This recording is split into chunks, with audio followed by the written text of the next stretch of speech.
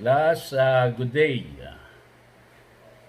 First of all, I will introduce to you myself. I will be your new instructor for this course. As most of you know me already, I'm Mr. Robin Cascalla. Have been teaching in Lyceum for almost 5 years. I'm handling courses, major courses in MARE, Marine Engineering.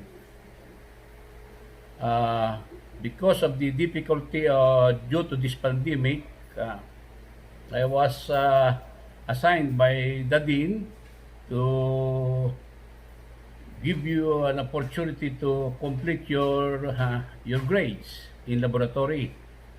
So by Monday, we will start with your laboratory exercises. To start with our briefing, your first task will be about this is very basic for you. So I don't think you will encounter difficulties in performing the tasks. The first activity, single phase half-wave rectification, and then it will be followed by a single phase full wave rectification. Actually, I prepared 6 activities for you to accomplish. So I will send to you our PowerPoint or in words the required learning materials for the activities. So supported with electrical drawings and diagrams.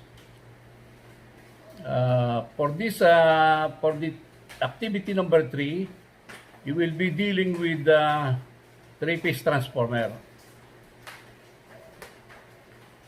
This 3-phase transformer can be connected. This consists of 3 single-phase transformer that will be used as a single 3-phase transformer. In this 3-phase transformer configuration, we can have 4 different activities. We will start with the delta primary and delta secondary connection.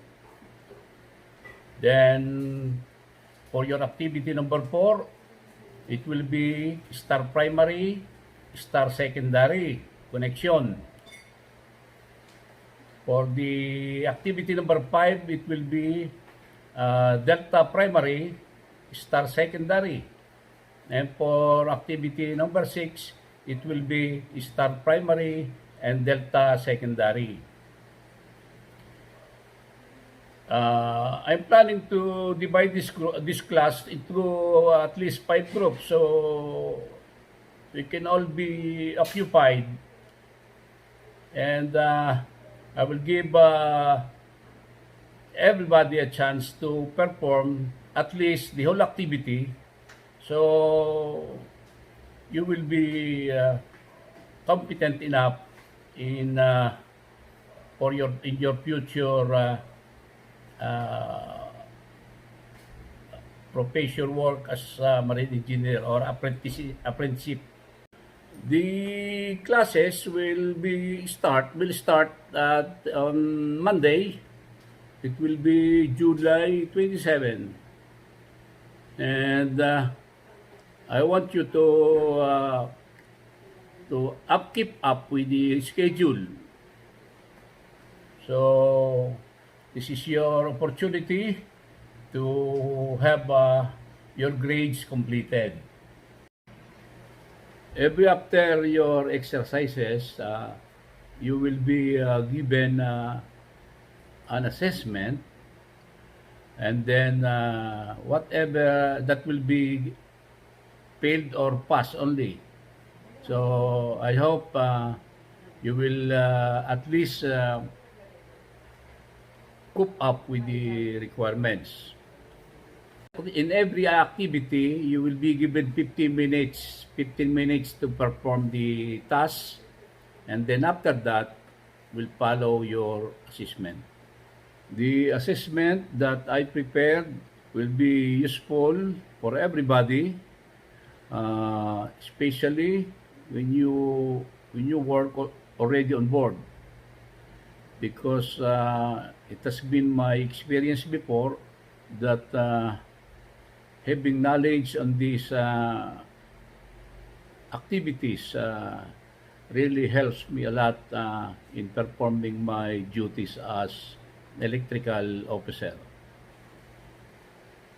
That's all, class, and I wish everybody will stay home safe and healthy. God bless us all. Thank you.